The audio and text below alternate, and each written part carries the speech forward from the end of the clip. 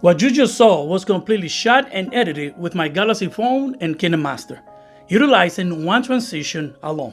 Welcome to Underwater, the channel to make creators one click at a time. Without any further ado, let's go on.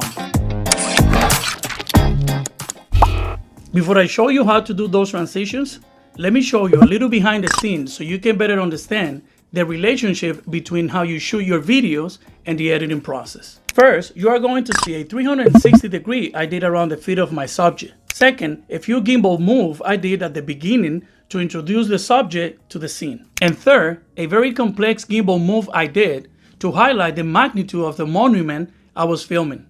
This gimbal move is known as the orbit move.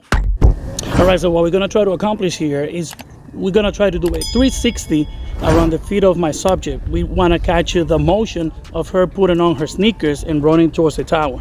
So we're going to do that handheld without using the gimbal. So let's see how that goes. Ponlo para atrás. There we go. 1, 2, 3. The other one. All right. I feel like a contortionist now. All right. Throw it. Jump. Go now.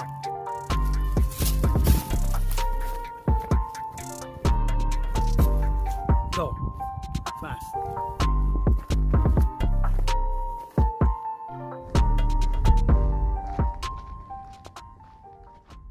The key to master the orbit move is trying to keep the corner of your subject center in the middle at all times. Now, let's go through the editing process. First, open Kinemaster. Tap on the plus button and select your aspect ratio. If you are uploading your videos to YouTube, select 16:9. Then, from your library, select the video clips you are going to need for your project. Since you are going to edit your videos utilizing only one transition, it is very important to remember that the transition effect has to go in the opposite direction of your last camera movement. Let me show you. In this example, we have a video clip, a rotation effect, and a video clip. The last part of the first clip goes up right at the end. Therefore, you need the rotation effect going down to join the first clip with the second, which is going up right from the beginning. This will give continuity to the sequence.